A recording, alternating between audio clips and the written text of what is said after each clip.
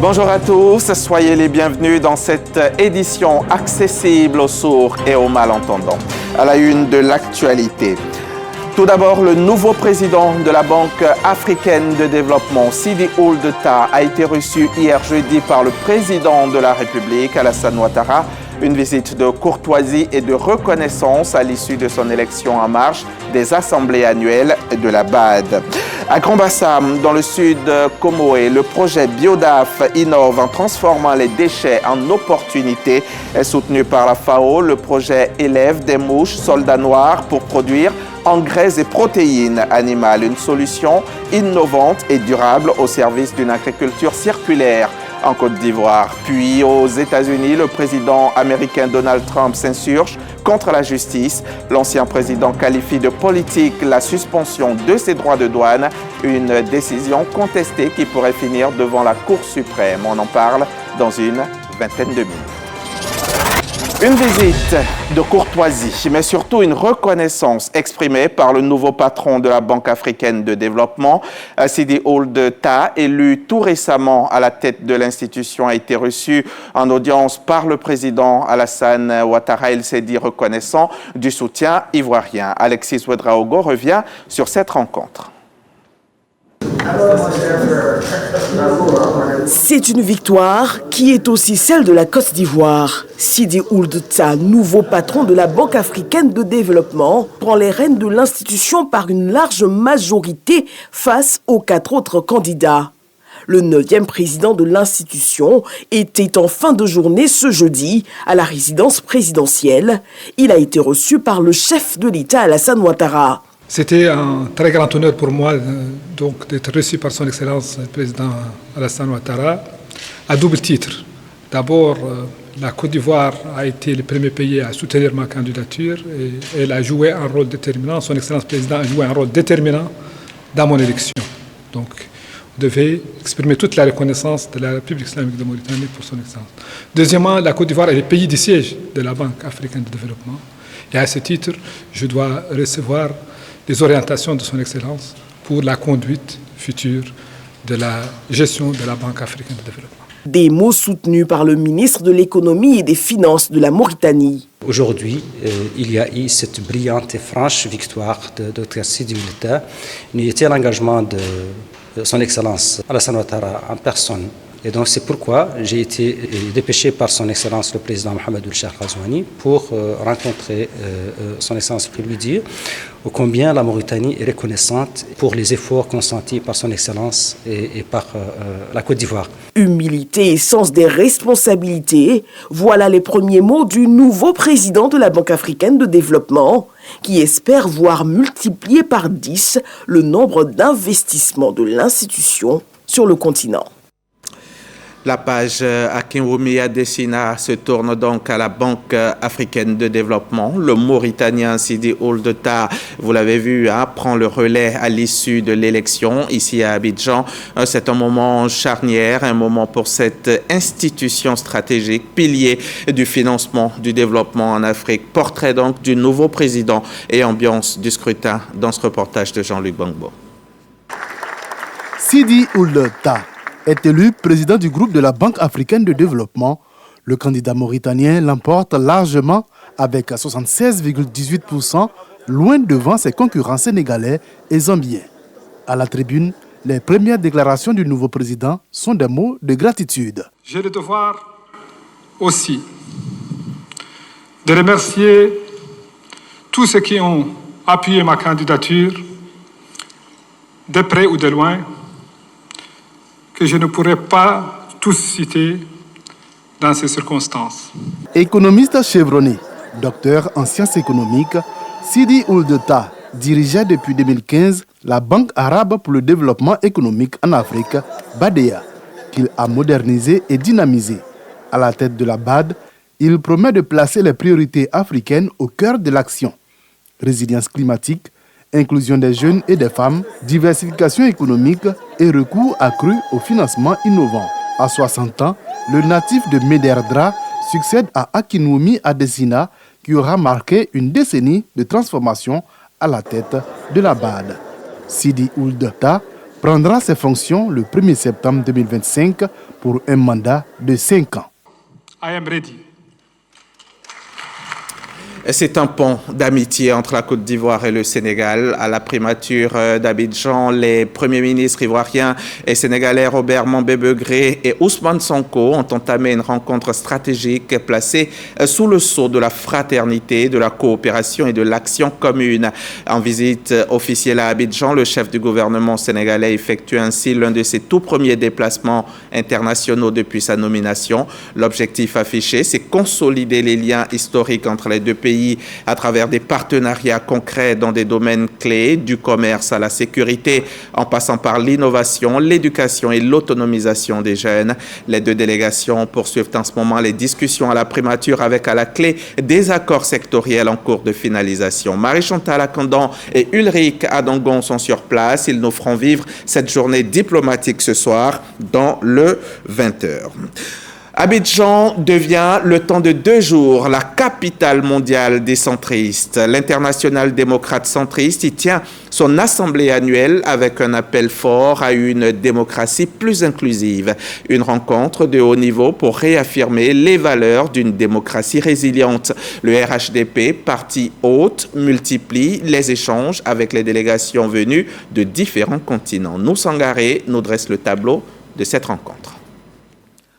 Abidjan, la capitale économique, accueille le 30 et 31 mai l'Assemblée annuelle de l'Internationale démocrate centriste. Déjà, les premières délégations sont à l'aéroport international Félix Houphouët-Boigny. À leur tête, Andrés Pastrana, président de l'organisation et ancien chef d'État colombien, accueilli par les responsables du RHDP, Rassemblement des Oufouettistes pour la démocratie et la paix. Habernos invitado precisamente a Costa de Marfil para compartir. On remercie le président de la République pour cette réunion qui est extrêmement importante parce qu'il s'agit de défendre la liberté, la démocratie et nous le faisons dans un environnement international en ce moment complexe, compliqué et c'est pourquoi pour nous il est extrêmement important d'être ici à Abidjan et ensemble promouvoir la liberté, la démocratie. Promover la démocratie, la liberté. L'Internationale démocrate centriste est une plateforme mondiale qui rassemble 113 partis politiques venus de 83 pays. Après Mexico en 2023, c'est au tour d'Abidjan de devenir, le temps de 2 jours, le carrefour des débats sur les enjeux démocratiques. Au cœur des échanges, l'engagement pour une démocratie plus inclusive, plus résiliente face aux défis actuels. C'est un message venu d'Abidjan que le chef de la diplomatie ivoirienne a porté à New York en visite de travail au siège des Nations Unies. Léon Kakou-Adom s'est entretenu avec Antonio Guterres. Climat, sécurité, développement et élections ivoiriennes étaient au cœur des échanges. Michel Digré, notre envoyé spécial à New York, revient sur ces discussions diplomatiques de haut niveau. Le ministre des Affaires étrangères de Côte d'Ivoire au siège des Nations Unies à New York, Léon Kakou-Adom, a échangé avec plusieurs autorités onusiennes. La première est Amina Mohamed, vice-secrétaire général des Nations Unies. Ensuite, Jean-Pierre Lacroix, secrétaire général adjoint des opérations de paix de l'ONU. Et enfin, Martha Pobé, sous-secrétaire général des Nations Unies pour l'Afrique. Les discussions ont porté sur la paix et la sécurité régionale et internationale, les défis climatiques, les objectifs de développement durable et le processus électoral en cours en Côte d'Ivoire. Léon Kakou-Adom a été enfin reçu par le secrétaire général de l'ONU, Antonio Guterres. À la faveur de son passage sur la télé onusienne, il fait le point de cette audience. Je suis venu ici à l'ONU à la demande du président de la République, son Excellence Alassane Ouattara, porteur d'un message de bonne volonté et d'amitié à son Excellence Antonio Guterres, secrétaire général des Nations Unies. Et je l'ai rassuré de ce que ces élections vont se dérouler dans la paix, la discipline, et que ces élections seront démocratiques, transparentes.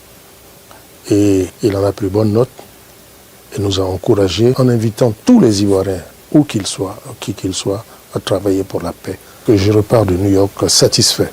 Avant son départ de New York, Léon Kakou-Adom a eu une séance de travail avec le personnel de la mission permanente de Côte d'Ivoire auprès de l'ONU. Et on est de retour à Abidjan. C'est un moment historique pour le monde agricole ouest-africain. En marge du Sahara 2025, la toute première bourse régionale des matières premières agricoles a été officiellement lancée. Une avancée pour l'agriculture dans l'espace UEMOA, saluée par les producteurs. 3 produits ont été cotés dès l'ouverture. Léon Brou et Abou Soro décryptent cette avancée. 210 francs le prix du kilogramme de maïs, 494 francs pour la noix de cajou et 825 francs CFA pour la noix de cola ce mercredi 28 mai 2025. Comme à ces matières premières, le prix référentiel de 34 produits agricoles connu désormais via la BRVM, la Bourse régionale des valeurs mobilières. Toute personne, tout investisseur, institutionnel ou particulier, quelle que soit la région du monde dans laquelle il se trouve, il peut acheter et vendre des produits sur la bourse des matières premières agricoles de Côte d'Ivoire. L'agriculture gagne en modernité, en sûreté, en transparence et en sécurité en ce qui concerne la traçabilité des produits, en ce qui concerne un juste rémunérateur du travail de nos braves paysans et de la sécurité sur tous ceux qui injectent de l'argent dans le système d'agriculture. Bien entendu, ça offre un marché sécurisé pour la transformation des matières premières sur place. La bourse des matières premières, donc pour la transparence dans la fixation des prix des produits agricoles et l'amélioration du financement des producteurs. L'outil à l'initiative de l'autorité de régulation du système de récépissé d'entreposage, un début d'achèvement des réformes impulsées par le gouvernement pour garantir le bien-être des paysans à travers des revenus décents. Le secteur agricole a toujours constitué un maillon important de l'économie ivoirienne. Il emploie à ce jour plus de 60% de la population et constitue la première source de devises de notre pays avec environ 40% des exportations. La bourse des matières premières, toujours selon le ministre d'État, ministre de l'Agriculture, va améliorer le leadership agricole de la Côte d'Ivoire. Premier producteur mondial de cacao et de noix de cajou, premier producteur africain de noix de cola, deuxième d'huile de palme, pour ne citer que ces spéculations. Et puis cette question, et si la mouche devenait l'allié des agriculteurs?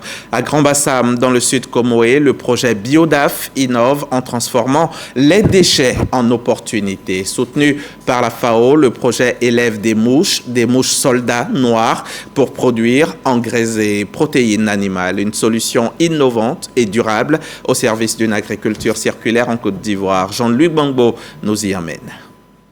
À Grand Bassam, dans ce centre discret mais plein de vie, se cache une révolution silencieuse.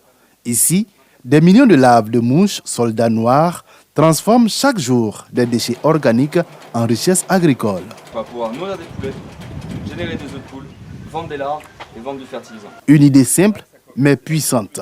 Valoriser les restes des marchés et restaurants en aliments pour volailles, poissons et porcs. En 2 semaines, les larves riches en protéines deviennent des concentrés nutritifs. On produit des fertilisants et de la protéine pour les animaux. Et la façon dont on le produit, c'est qu'on utilise des larves de mouches soldats noirs. C'est un insecte qui va manger les déchets organiques qu'on va récupérer sur les marchés. Et ces larves vont manger ces déchets. Les larves elles-mêmes, c'est de la protéine qui nous permet de nourrir des poulets, des poissons et des porcs. Et la déjection de la larve, c'est un fertilisant qu'on va remettre dans les sols pour les nourrir et autonomiser les agriculteurs. Joseph Niema, représentant de la FAO, a visité le site. L'organisation soutient le projet dans sa mission d'inclusion et d'autonomisation des agriculteurs. Ça, c'est l'économie circulaire, comme toujours dit par nos premiers ministres. Donc vraiment, mais aussi, ça peut autonomiser les femmes économiquement. Ça peut catalyser les situations économiques dans le village. Donc ça, c'est très bon pour la FAO. À terme, Biodaf ambitionne de former 200 femmes et de toucher plus de 7000 producteurs à travers le pays. À Grand Bassam, la mouche soldat noire est désormais une alliée précieuse pour l'avenir de l'agriculture ivoirienne. Marcory, la solidarité s'écrit au présent. Ce sont des gestes concrets pour les plus vulnérables. La Fondation Solidarité pour tous a apporté un soutien concret aux populations en situation de précarité. Un appui qui redonne de l'espoir et renforce la cohésion sociale. Brigitte Zamblé, Zani Gabriel, Issa Dambélé. La Fondation Solidarité pour tous offre des vivres aux personnes vulnérables. Ce sont au total 40 personnes qui ont bénéficié de ce don. Cette action sociale a pour objectif de venir en aide aux personnes en situation de précarité.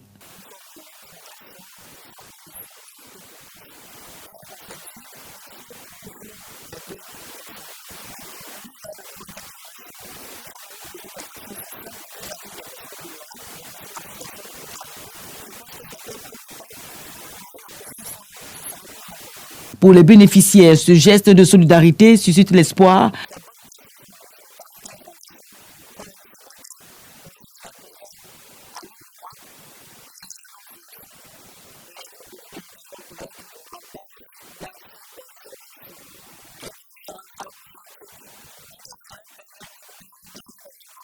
À travers ces dons, la Fondation Solidarité pour tous réaffirme son engagement constant en faveur des personnes vulnérables.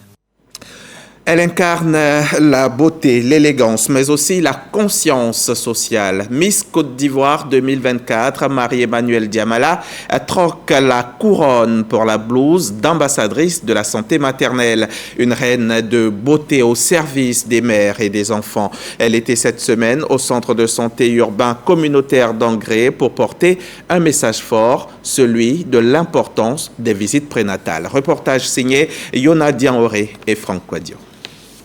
Une écharpe, un sourire et un message. Faites-vous consulter pour éviter les accouchements compliqués ou les décès en couche. Miss Côte d'Ivoire 2024 sensibilise les femmes sur l'importance des consultations prénatales.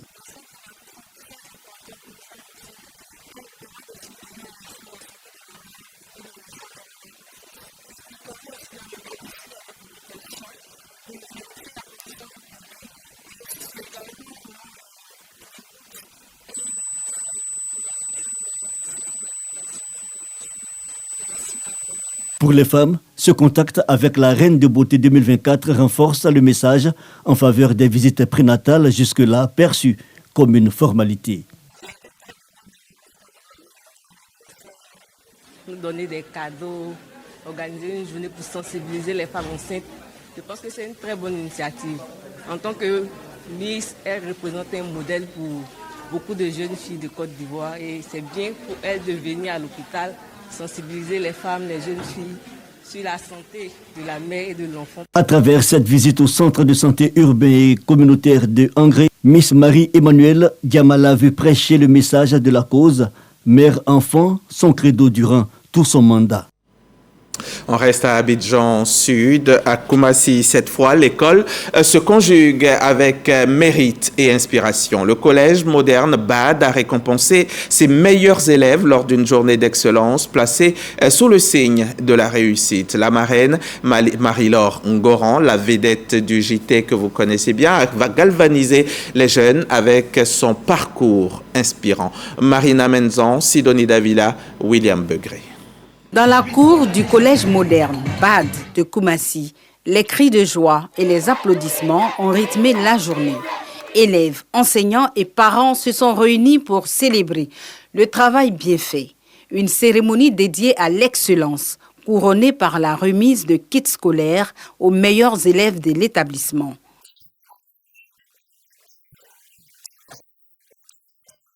À mes camarades d'étudier, de veiller et de prier aussi. Parce que sans Dieu, nous ne sommes rien. Il s'agit d'une journée d'excellence, une journée pour célébrer, pour cultiver dans l'esprit de nos élèves le travail bien fait. Résilience, motivation, courage et détermination. L'établissement mise sur ces valeurs pour marquer cette édition. Marraine de l'événement, l'auteur Marie-Laure Ngoran, portée par son œuvre Le combat d'une héroïne, et si c'était une histoire vraie, transmet à ses filleuls un message d'espoir et de persévérance.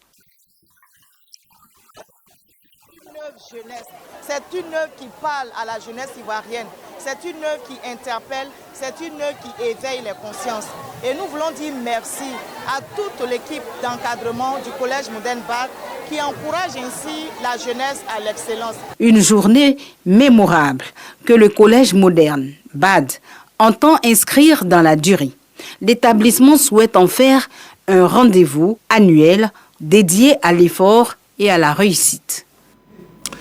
Ils sont venus de toute l'UEMOA pour se préparer au grand saut. À Abidjan, les stagiaires de 3e année du DECOFI 2025, une centaine de futurs experts comptables suivent une semaine intense de formation technique et pendant 5 jours, ces professionnels affûtent leurs compétences en vue de l'examen final. Abigail Niava, Jean-Luc Bangbo nous ouvrent les portes de cet atelier d'excellence. Ils sont une centaine de stagiaires venus des 8 pays de l'UEMOA, l'Union économique et monétaire ouest-africaine.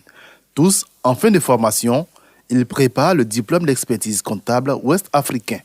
Réunis à Abidjan, ils participent à la première journée technique de l'année, organisée pour les candidats de 3e année. Les formations actuelles sont bien perçues, sont bien comprises et c'est un thème vraiment très important pour nous parce que tout part de la déontologie. L'impact, c'est qu'on aura de bons experts comptables qui exerceront leur mandat de commissaire aux comptes avec diligence, avec intégrité. Ils ont la connaissance initiale, mais il faudra qu'ils continuent avec la formation continue. Ces formations sont soutenues par l'Ordre des experts comptables de Côte d'Ivoire, qui coordonne l'organisation locale du diplôme d'expertise comptable et financière DECOFI. C'est une occasion de réseauter parce que tous les professionnels de l'UEMOA, les futurs professionnels de l'UEMOA vont se retrouver en un lieu. C'est également l'occasion d'améliorer leurs connaissances techniques et enfin, c'est une occasion qu'ils ont de partager sur des sujets techniques qu'ils auront pu avoir au sein de leur cabinet et qui sont restés irrésolus. Vous savez, quand on se met ensemble, on va toujours plus loin. Le DECOFI est le diplôme de niveau doctoral dont l'obtention confère aux détenteurs la qualification professionnelle permettant d'exercer les métiers d'expert comptable et financier et de commissaire aux comptes. Les femmes à l'honneur dans la sous-préfecture de Thiémé-Lécro. À Sandiébonga, la fête des mères rime avec reconnaissance. Les femmes de cette localité ont été célébrées et soutenues financièrement pour booster leurs activités. C'était lors d'une belle cérémonie de réjouissance. Michel Mambo y était pour RTI. Elles sont pour la plupart productrices de vivriers ou commerçantes. Elles, ce sont les femmes de Sandiébonga, village de la sous-préfecture de Thiémé-Lécro, dans l'est de la Côte d'Ivoire. Réunies au sein de l'association CB Alaye, ces braves paysannes ont décidé de marquer une pause, le temps d'une célébration. Une pause pour honorer leurs membres. Rani Didis Bakone, engagée pour l'autonomisation de la femme et la lutte contre la pauvreté. On veut prendre un exemple sur elles, pour qu'elles nous poussent aussi à avancer comme elles. Elles sont des femmes battantes, les femmes qui entreprennent aussi, pour aider aussi les gens aussi en tout. En plus des présents, la marraine de la cérémonie, Dr Rani Didis Bakone, a apporté à ses filleules un soutien financier en guise d'encouragement. De quoi booster leurs activités. Elles sont au cœur de la société. Elles sont productives, elles donnent en permanence dans les villages, notamment les plus reculés. Et c'est ces femmes-là que nous voulions célébrer aujourd'hui. Venir dans un village pour dire que nous sommes avec elles, pour dire que nous reconnaissons le travail qu'elles font au quotidien, dans les familles, auprès des enfants, dans le travail de la terre au niveau rural. Nous sommes honorés d'être à leur côté. Cette journée de réjouissance s'inscrit dans le cadre de la célébration de la fête des mères. Rassurez-vous, cette voix n'est pas celle de Michel Mambo. Vous avez plutôt entendu la voix de Régis Kofi qui commentait le travail de Michel Mambo. Sport, cohésion et discipline. Eloka, dans la commune de Bingerville, accueille les premières Olympiades de l'armée de terre. Un rendez-vous sportif placé sous le signe de l'endurance et de l'esprit de corps. Ces Olympiades ont été lancées sous le regard du chef d'état-major général des armées. Reportage. À l'initiative de cette compétition sportive, le général de brigade Chérif Ousmane, chef d'état-major de l'armée de terre, a évoqué les raisons de ces activités sportives. L'objectif, c'est de pousser nos hommes à puiser au fond d'eux-mêmes, d'aller au-delà de ce qu'eux-mêmes ils pensent, parce qu'au-delà, nous nous inscrivons dans la résilience en nous mettant dans l'esprit du chef état-major général des armées, qui est donc de préparer nos armées, non seulement en termes d'image vis-à-vis de la population, du rapprochement avec la population, mais aussi de performer nos hommes, quel que soit l'obstacle. Pour ces Olympiades, les circuits sur lesquels les participants vont compétir sont de 3 ordres. Le premier circuit, c'est le circuit de Loka, sur le site sur lequel nous sommes, qui est un site de 10 km, un parcours de 10 km avec obstacles. Et ensuite, le second circuit, c'est le circuit de Loka jusqu'au nouveau camp d'Akwedo, qui fait environ 20 km, mais avec des obstacles également. Et enfin, le dernier circuit, c'est le circuit où il y a le champ de tir qui se trouve au nouveau camp d'Akwedo. Ce challenge d'endurance physique et morale réunit personnel civil et militaire. Il est fait sur un circuit depuis Eloka jusqu'au nouveau camp d'Akwedo avec une distance d'une 20aine de kilomètres. Pour les militaires, ces Olympiades sont une compétition des sous-groupements constitués des unités de l'armée de terre. Quant à la compétition des civils, c'est une confrontation entre les équipes issues des universités et entreprises inscrites. Un reportage signé Kader Bachil et Henri-Joël Bois. L'actualité internationale nous conduit aux États-Unis où Donald Trump a conspué hier jeudi la décision horrible et tellement politique du tribunal qui a suspendu la veille les droits de douane tous azimuts qu'il a imposés ces derniers mois. Une cour d'appel les ayant depuis temporairement rétablis. La décision du tribunal de commerce international des États-Unis est tellement mauvaise et tellement politique. Ainsi a lancé le président américain sur sa plateforme Truth Social, disant espérer que la Cour suprême reviendra rapidement et fermement sur cette horrible décision qui menace le pays. On en arrive à la page sport de ce journal. Place au JT des sports.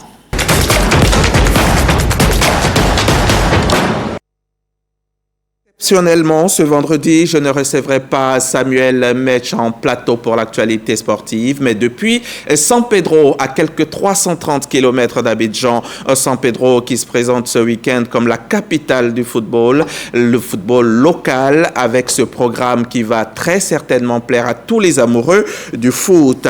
Mais Samuel Metch, bonjour déjà. Parlez-nous de ce programme qui semble si alléchant et on imagine que la ville portuaire est déjà en effervescence, Samuel.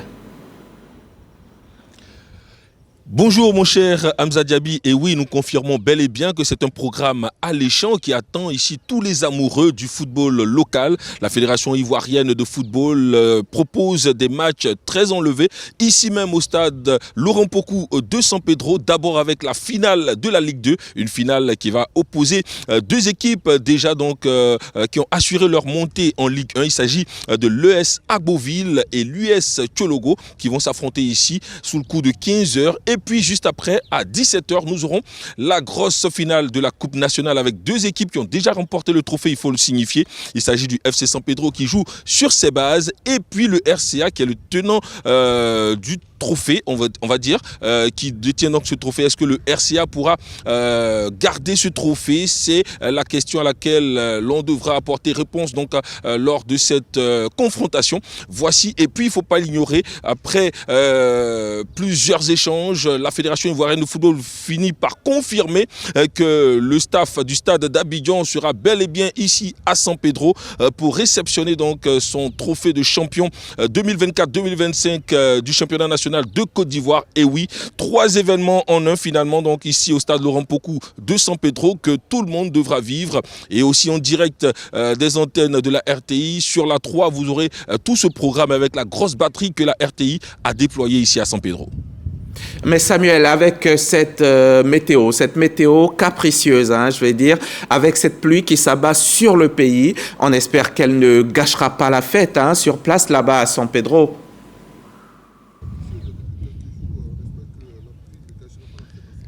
Et oui, on l'espère que la pluie ne gâchera pas la fête ici à San Pedro. En tout cas, c'est le souhait de tous ceux-là qui ont pu effectuer le déplacement. Les supporters sont venus. Et puis, il faut le savoir, le chef de l'État, son Excellence M. Alassane Ouattara, a offert l'entrée au stade gracieusement à tous ceux-là qui adorent le football local. Et on s'attend donc à du beau monde dans ce stade. Et on espère encore une fois que la pluie ne viendra pas gâcher la fête, la pluie que tout le monde redoute parce que depuis jeudi, San Pedro est sous la pluie. On ne dira pas sous les eaux, mais simplement il y a une forte pluie qui s'abat donc sur la ville de San Pedro depuis jeudi lors de notre arrivée ici. Et voilà Hamza Diaby, donc c'est l'essentiel de ce que l'on devra savoir pour ce programme très alléchant proposé par la Fédération ivoirienne de football ici à San Pedro. En tout cas, rendez-vous sur nos antennes et aussi en direct du stade Laurent Pokou de San Pedro pour voir toutes ces affiches. Merci Samuel, merci beaucoup et bonne fête à vous là-bas à San Pedro, bonne fête du foot. Merci donc à vous aussi chers téléspectateurs, à demain 13h sur la chaîne qui rassemble pour moi, mais ce soir vous aurez droit au grand journal, le grand journal de RTI 1 à 20h donc avec Kolo Koulibaly et Marine Cognan. À demain.